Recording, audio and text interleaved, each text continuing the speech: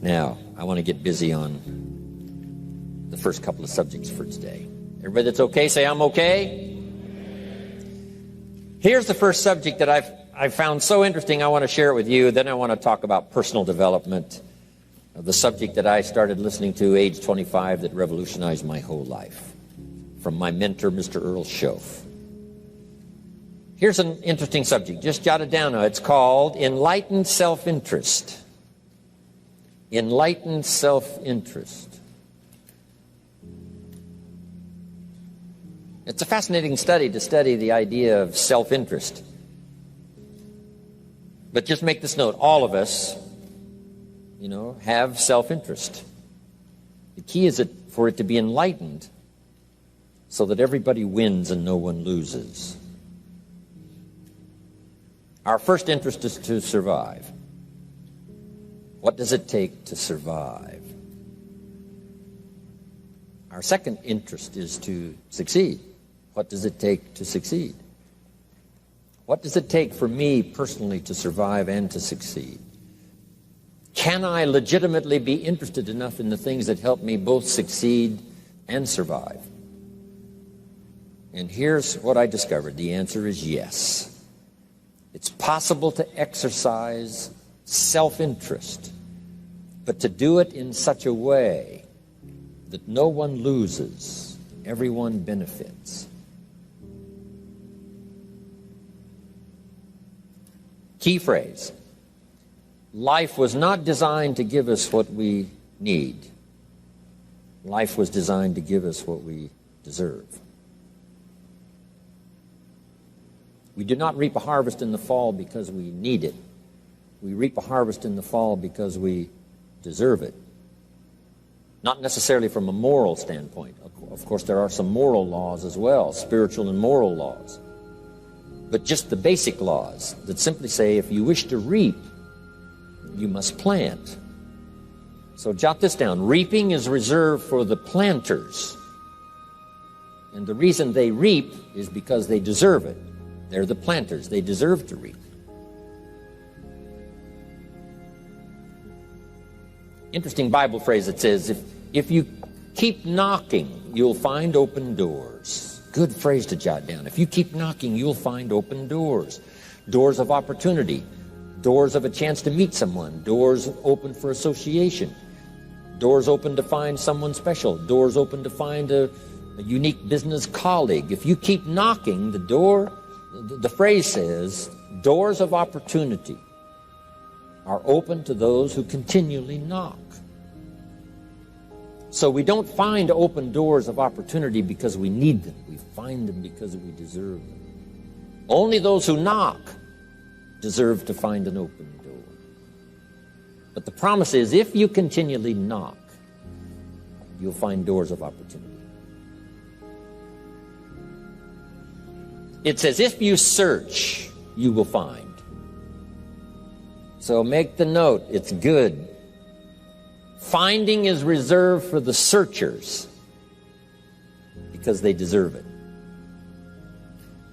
Now, at first they may have needed it, but they now know that just needing it is not sufficient. But if they need it, now they must qualify for it. The reason why you're going to be blessed with good ideas this weekend is because you've come searching. You've gotten on an airplane to come searching. Got in your automobile to come searching. You got here searching. Now you're ready to receive. And for those who search, they will find answers. They will find plans, imagination to stir yourself into action for future benefit. So if you search, to find a good idea, you must go looking, go searching. You've got to go to church. You've got to go to class. You've got to go to the seminar. You've got to go to the library. You've got to go to the books if you wish to find. Rarely does a good idea interrupt you. Rarely. But if you will search, you will find. So we get not what we need, but we get what we deserve. It says if you ask, someone has an answer. If you keep asking, the answers belong to you, because by virtue of asking, you have qualified. So we don't get what we need, we get what we deserve. The mother on welfare should be taught in some small manner that hopefully she can begin deserving the welfare check. Not getting it because she needs it, but now starting to get it because she deserves it. If the welfare worker says to Mary, Mary, I brought a bucket of paint and a paintbrush, and the next time I come, if the door is painted and the fence here in front is painted, I give you the check for $450. Not that painting the door and painting the fence is worth $450. It's not worth that much, but it is the beginning of the process. So make that note. I want to begin the process of deserving. What would that be? What process should I begin engaging in to deserve good health, to deserve a good relationship, to deserve prosperity, to deserve an enterprise, to deserve the opportunity to build a city? What must I do to begin the process of deserving? So now the welfare worker comes back and the door is painted and the fence is painted, and now Mary gets the $450 to help take care of her children, not because she needs it, but because she's beginning to deserve it. Then the welfare worker thinks of some other project. She said, Mary, if these weeds are gone and this little garden is cultivated, when I come back, now that the door is painted and the fence is painted, if the weeds are gone and this little garden is cultivated, you get the $450. And step by step, a new life is emerging, learning the process of deserving it, not just needing. We teach our children at home, right? Child says, I need $10. So that language doesn't work here. There's plenty of money here, and the vaults are full. But to say I need $10 is not how you open the vault. So the child says what? Wow, how can I get that $10 that I need? So here's what they learn to say. How could I earn $10? Now the vault opens up. Now the money starts to flow. How could I earn $10? What could I do to earn the money? Not to get the money because you need it. Maybe you need the money. That's, all of us have needs. But here the key is to figure out how to open the vault, how to open the bank, how to open this unbelievable flow of resources to come our way. And here's the key: to deserve it, not to need it. You can't walk out to the field and say to the field, I need a crop. Here's what the field says. Here's what the ground says. Who is this clown that brings me his need but brings me no seed? So jot that down. Take your seed to the marketplace, not your need. Don't disclose your need to the marketplace, only your willingness. We'll talk about that a little later today. Because the marketplace is not interested in your need, but they are interested in your seed. They're interested in your willingness to work. They're interested in your disciplines. They're interested in your eagerness. They're interested in your vitality and your work ethic. That's what the marketplace is interested in. Not your need, but your seed. Okay. We get what we deserve. Old Testament God says, if you'll move toward me, I'll move toward you. See, that's how you get those occasions to meet God. You must make the move. God could say, you don't move, I don't move. You say, well, that's arbitrary. Well, when you're God, you can make it that way.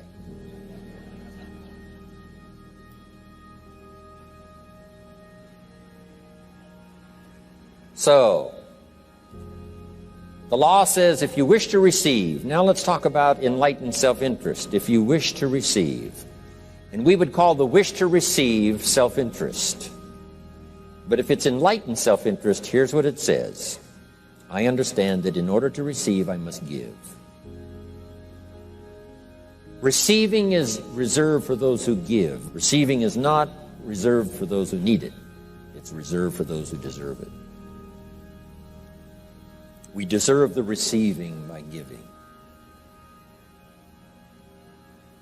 In fact, there's an extraordinary phrase in this little context, and here's what it says. It's better to give than it is to receive. Now, the uneducated person would find that difficult to ponder. Why would it be better to give than it is to receive? So let me give you one of the better phrases for the day. Here it is. Giving starts the receiving process. So of course it's better to give than it is to receive. How much receiving do you wish? You must start the giving process. For me to receive my additional fortunes for the future, not necessarily for the money, because I don't need the money. I take the money, but I don't need the money. But here's what I do need: for someone to say a year from now, 5 years from now, Mr. ROHN, that seminar helped to change my life. And for whatever reason, I was brought here to this place for this time. And later someone says that. See, to receive that kind of thanks, it's unbelievable. Here's what you cannot buy: that kind of thanks. You can't buy it with money. You have to earn it.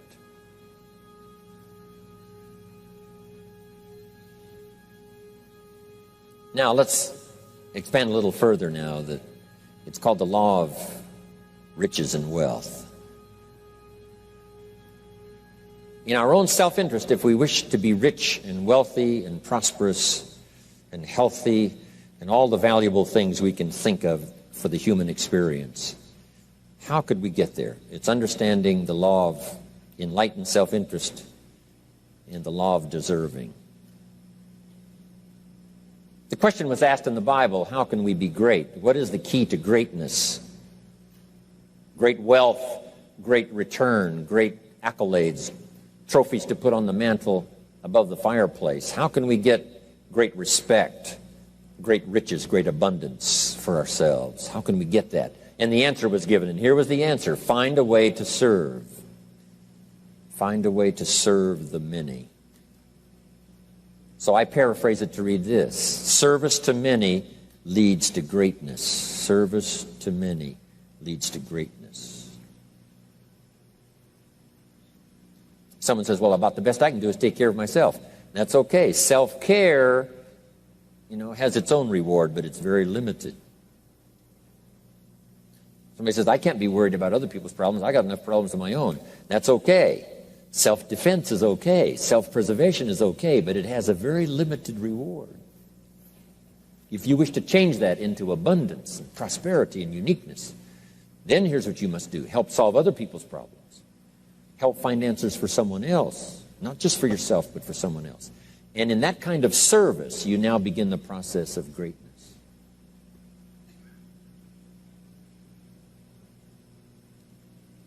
Someone asked the question, how can I be ruler over many?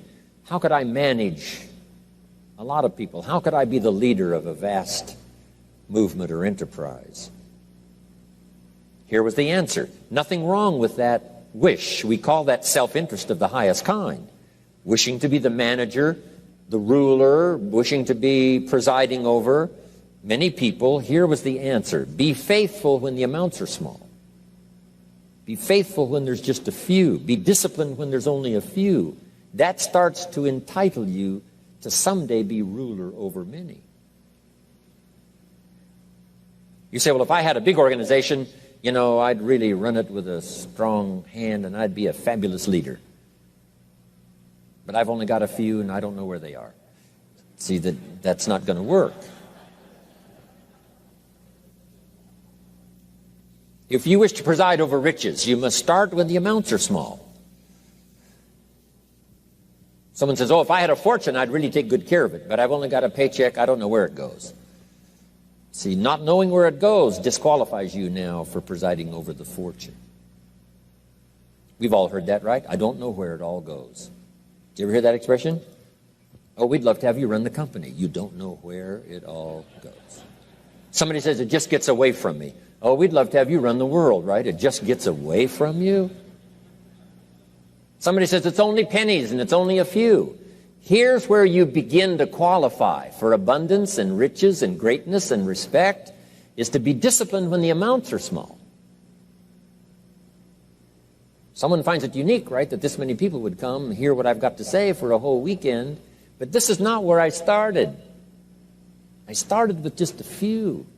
But I was so on fire with the few, trying to translate for them in my awkward ways back then what had happened to me. My life got changed, my income got changed, my health got changed, everything got changed for the better. And now I've lived the most extraordinary life. But it started with my passion for just a few, to translate for just the few. Someone says, well, there's just a few here. You know, does this meeting matter when there's only a few? And the answer is yes. Jot this down. You never know who's in the audience, whether it's a few or 1,000 or whatever. But you got to be faithful when there's just a few. Tell your story when there's just a few. Be just as passionate about ideas that can change someone's life when there's just a few. Now you begin. You're not fully qualified, but you begin the qualification to someday speak to many. Someday preside over a vast crowd. Someday be the manager or the leader of millions. It starts in those early days. To deserve it,